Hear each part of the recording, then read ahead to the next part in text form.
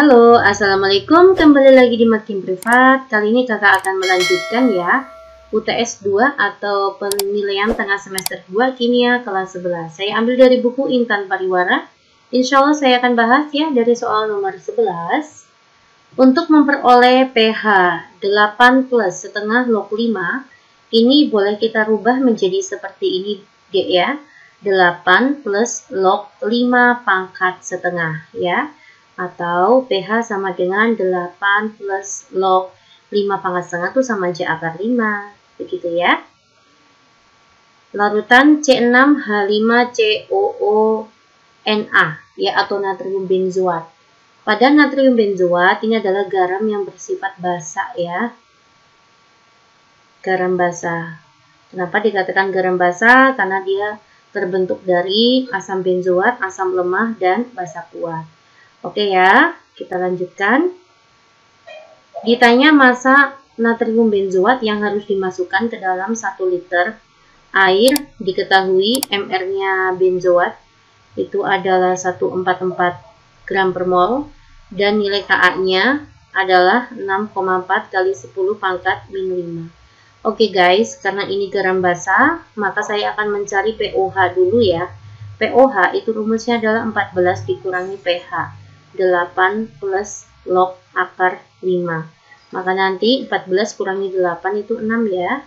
6 min log akar 5. Maka nanti OH min sama dengan akar 5 kali 10 pangkat min 6M. Paham ya guys ya? Oke, kita masukkan ke hidrolisis garam. Apa itu rumusnya OH min?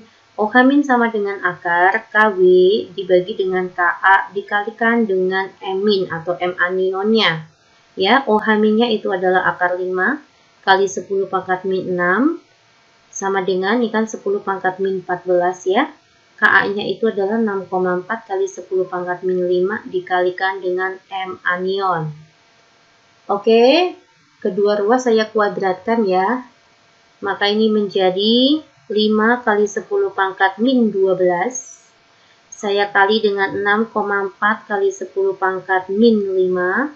Saya bagi dengan 1 kali 10 pangkat min 14. Inilah M anion. Ya, paham ya Dek ya? 5 dikali dengan 6,4 itu adalah 32 ya. Ya, ini min 12 dengan min 14, maka min 12-nya hilang, sini bersisa min 2. Min 5 dibagi min 2, maka bersisa min 3. Inilah M anionnya ya. Nah, seperti ini. Lalu, garam, saya ionkan ya. Ada C6H5COO-Na. Jika terion, maka menjadi C6H5COO- dan Na+. Nah, inilah yang dikatakan M-nya ya, M anion. Itu adalah 32 kali 10 pangkat min 3. Maka nanti M garamnya sama ya, 32 kali 10 pangkat min 3M. Nah, dari M garam ini nanti kita peroleh masanya. Rumus M itu adalah gram dibagi dengan MR dikalikan 1000 dibagi dengan volume dalam bentuk mili. Ya, saya masukkan konsentrasinya itu adalah 32 kali 10 pangkat min 3, gramnya tidak tahu, MR-nya itu 144 dikalikan 1000 dibagi volumenya 1 liter ya Dek. Karena 1 liter saya buat mili menjadi 1000 mili. Ini hilang ya. Oke, 32 dikali dengan 144 itu adalah 4608.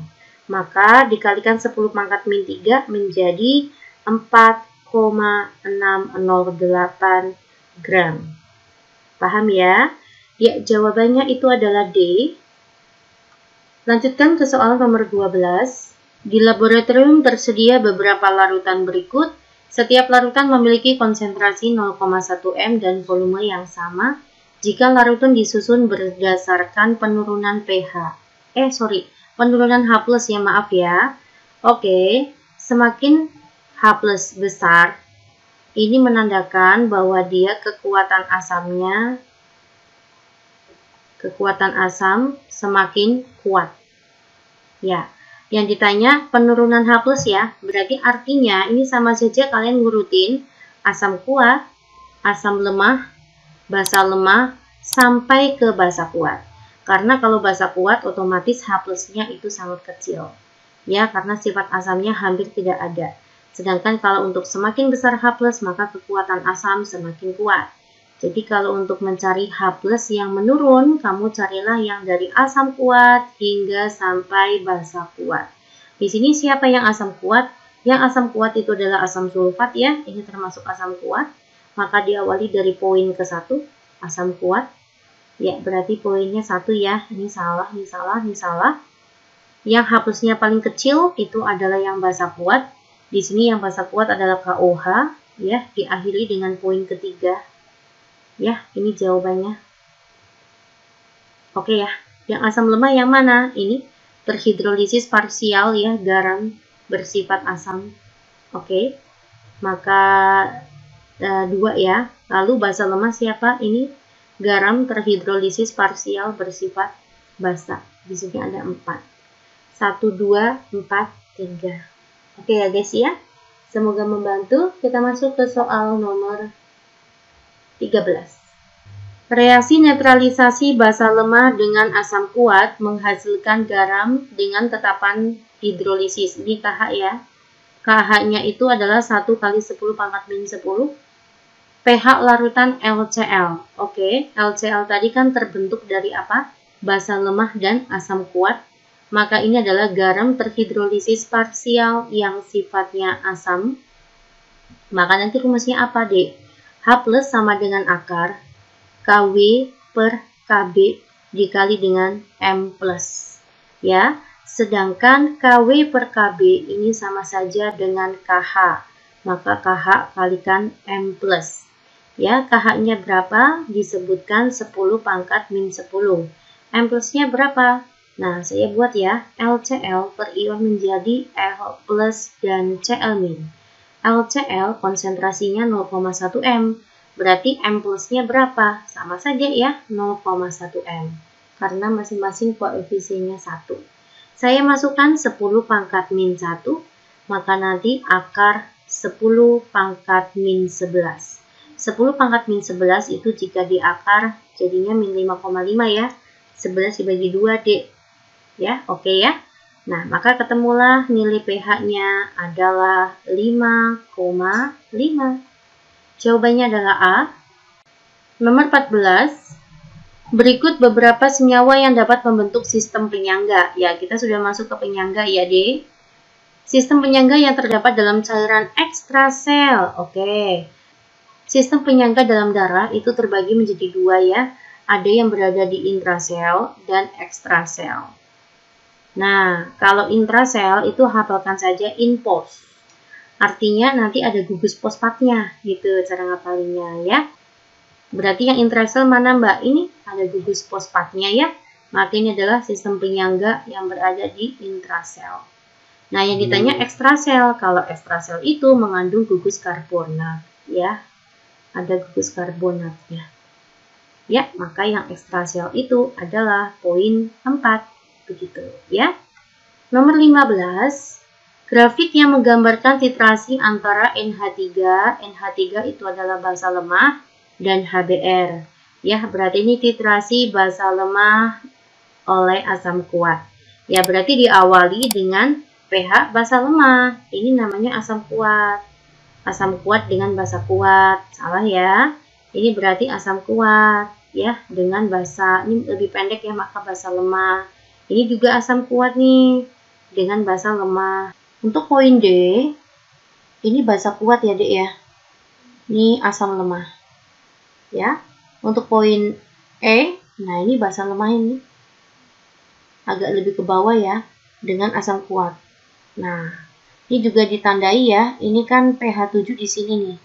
Nah, ini titik ekuivalennya. Nah, untuk titrasi basa lemah dengan asam kuat, titik ekuivalen itu pH-nya kurang dari 7. Oke ya, jawabannya itu adalah poin E. Nomor 16. Pada suhu 25 Celcius, tekanan 1 atm senyawa Ha adalah asam ya. dengan massa jenisnya 5,11.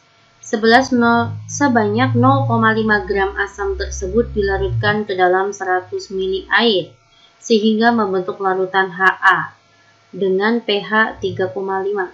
Berapakah nilainya Ka? Wow, luar biasa ya guys. Jadi kita cek ya, pada saat 25 Celcius 1 atm, itu artinya dalam keadaan RTP, room temperature pressure ya, maka nanti rumusnya mol itu adalah V dibagi dengan 24. Oke, kita lanjutkan ya. Nah, dibagi 24, volumenya kan belum ketemu ya. Lah inilah gunanya massa jenis. Rho itu kan rumusnya M per V ya. 5,11 massanya itu adalah 0,5. Nanti V-nya ketemu ya. 0,5 saya bagi dengan 5,11. Itu adalah 0,0978. Ya, saya masukkan ke sana ya, ketemulah volumenya 0,0978. Ya, maka nanti ketemulah nilainya mol itu adalah 0,0978 saya bagi dengan 24 itu adalah 0,0004 atau 4 kali 10 pangkat min 3 mol. Sampai sini paham ya? Setelah menemukan mol, saya akan mencari MR-nya. Dari mana? Rumus mol itu adalah gram dibagi dengan MR. Maka nanti rumus MR itu adalah gram dibagi dengan mol. Berapa gramnya? 0,5 gram. Berapakah molnya? Sudah kita dapat ya dari sini ya. Molnya itu adalah 4 kali 10 pangkat min 3. 0,5 dibagi dengan 0,004 itu adalah 125. MR-nya ketemu 125. Lalu kita akan mencari apa sih Mbak? Saya akan mencari konsentrasi ya. Saya akan mencari konsentrasi Ha. Ya, rumusnya konsentrasi itu gimana? Gram dibagi dengan MR dikalikan 1000 dibagi volume larutan ya. Massanya itu adalah 0,5, MR-nya sudah ketemu 125 dikalikan 1000 dibagi volume larutannya 100. Oke ya, ini maka hilang, sini 10, 0,5 dikalikan 10 itu 5 ya. 5 dibagi 125 itu adalah 0,04 M. Ya, ditanya Ka ya, saya hitung dari rumus H+. Untuk asam lemah, maka rumusnya adalah akar Ka dikalikan M. Ya, ini pH-nya 3,5 ya, Dek. Maka H+-nya itu adalah 1 kali 10 pangkat min 3,5. Akar Ka-nya tidak tahu, konsentrasinya sudah diperoleh 0,04. Saya masukkan 4 kali 10 pangkat min 2. Kedua ruas saya kuadratkan, maka 1 kali 10 pangkat min 7 dibagi dengan 4 kali 10 pangkat min 2. Maka diperoleh Ka-nya 1 dibagi 4 itu kan 0,25. 10 pangkat min 7 dibagi dengan 10 pangkat min 2 itu pangkat min 5 ya, akhirnya ya. Saya kali 10 pangkat min 5. 0,25 itu setara dengan 2,5 kali 10 pangkat min 1 dikali dengan 10 pangkat min 5, maka hasilnya adalah 2,5 kali 10 pangkat min 6. Ya, inilah lika-liku untuk soal nomor 16 ya, Dek ya. Jawabannya itu adalah mana? Ada nggak? Ada ya, poin E. Semangat-semangat, silakan kalian ulang kembali ya penjelasannya. Ini urutannya, iya. Oke. Next, saya masuk ke soal nomor 17. Di antara garam berikut yang mengalami hidrolisis parsial dan dapat memerahkan lakmus biru, maka kalian carilah parsial yang sifatnya asam karena memerahkan lakmus biru. Ya, yuk kita lihat ya, NH4 itu adalah basa lemah, HCl itu adalah asam kuat. Yowis ya, langsung aja jawabannya adalah A. Ini adalah parsial bersifat asam ya, karena tersusun dari basa lemah dan asam kuat. Oke ya guys, kita masuk ke soal nomor 18. Cermati data hasil pengukuran pH beberapa larutan dalam tabel berikut. Berdasarkan data di atas, larutan penyangga ditunjukkan oleh larutan penyangga adalah larutan yang bisa mempertahankan pH. Ya, ini adalah pH awalnya itu 6. Setelah ditambah basa itu harusnya pH-nya naik ya, tetapi naiknya tidak terlalu tinggi deh. Naik sedikit saja. Ya, 0, bahkan. Oh, ini naiknya ketinggian ya, maka salah. Tadinya 7,5 naik menjadi 7,51. Ya, inilah ciri-ciri penyangga. Tadinya 8 ya, menjadi berapa nih? 9,67. Naiknya tuh 1, lumayan banyak ya. Ini kita no dulu ya. Ini juga naiknya terlalu tinggi menjadi 11,5. Kita lihat 10,5 setelah ditambah basa menjadi 10,52. Ya, ini naiknya sedikit ya. Sekitar 0,0-nya sedikit banget. Itulah penyangga. Karena penyangga bisa mempertahankan pH. Jawabannya adalah Q dan T. Lanjut nomor 19. Perhatikan pernyataan berikut. Raisa mencampurkan 100 ml CH3COOH. Saya dari bawah aja ya. Ada CH3COOH 100 ml 0,2 M. Direaksikan dengan NaOH 100 ml 0,2 M ya. Maka ini menjadi natrium asetat dan H2O ya. Saya akan buat apa ini? Mula-mula reaksi sisa. Nah, ini berarti mula-mulanya kan mol ya, M dikalikan V, maka 20 mmol. Ini M kalikan V, 20 mmol. Antara asam dan basa tuh molnya sama, maka dia membentuk garam ya. Karena dua-duanya dikatakan pembatas. Hanya bersisa mol garamnya. Ya, inilah mol garamnya. Saya akan mencari konsentrasi garamnya, maka mol dibagi dengan volume total. Hati-hati ya, karena dia sudah dicampur. Maka saya bagi dengan 200. 2 dibagi dengan 20 adalah 0,1 M. Inilah konsentrasi garamnya. Pernyataan yang tepat ya. Coba saya akan cari pH-nya dulu ya. Ini adalah garam parsial bersifat basa. Karena garam tersebut gabungan asam lemah dengan basa kuat. Oke, saya akan mencari H+-nya. OH- ya. Karena dia garam parsial basa.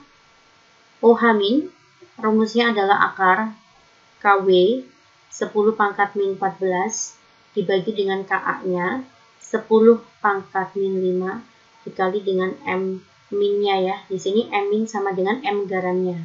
10 pangkat min 1. Hilang, sini min 4, hilang, sini min 10. Min 10 diakar menjadi min 5, maka diperoleh POH-nya 5. Maka diperoleh pH-nya 9. 14 dikurangi 5. Ya. Yang ditanya apa Tondo? Pernyataan yang tepat. Oke, poin ke-1.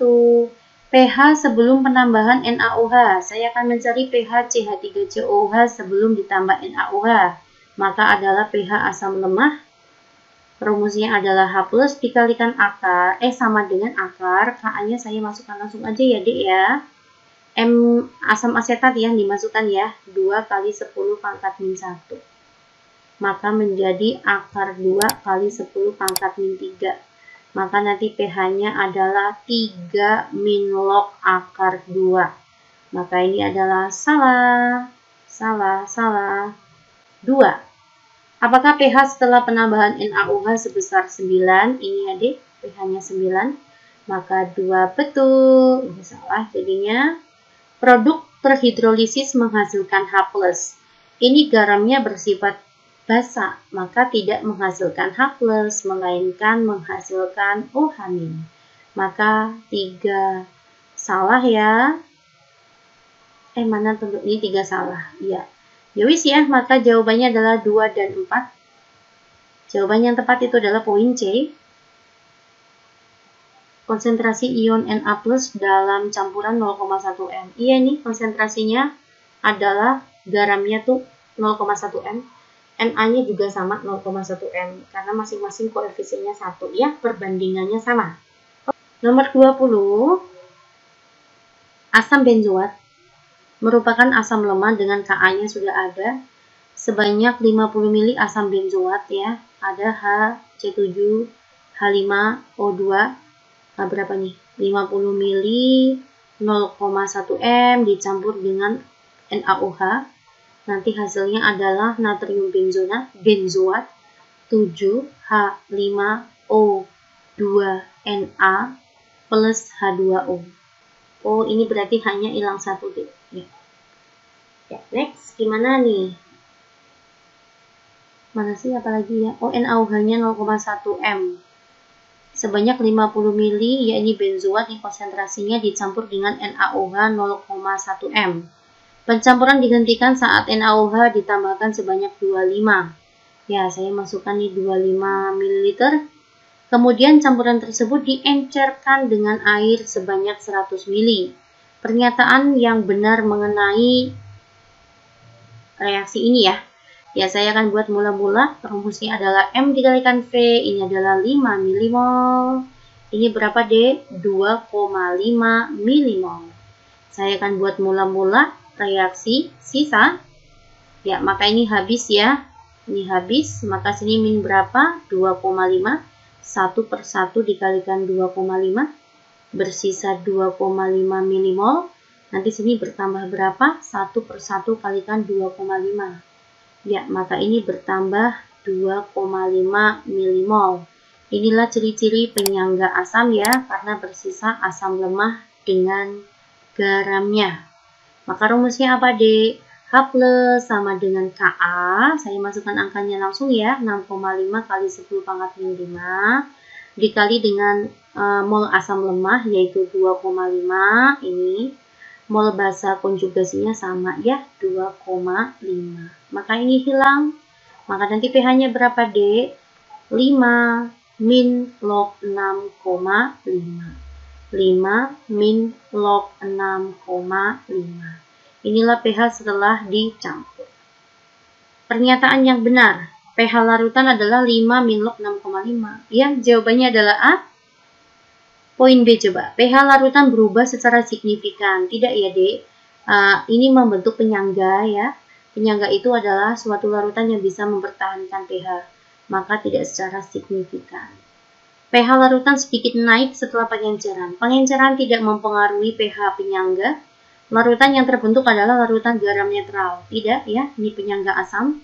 Larutan yang terbentuk mengalami hidrolisis sempurna. Ya, ini adalah tipe penyangga, bukan hidrolisis. Oke ya, untuk menyingkat waktu, saya bahas sampai dengan soal nomor 20 saja dulu.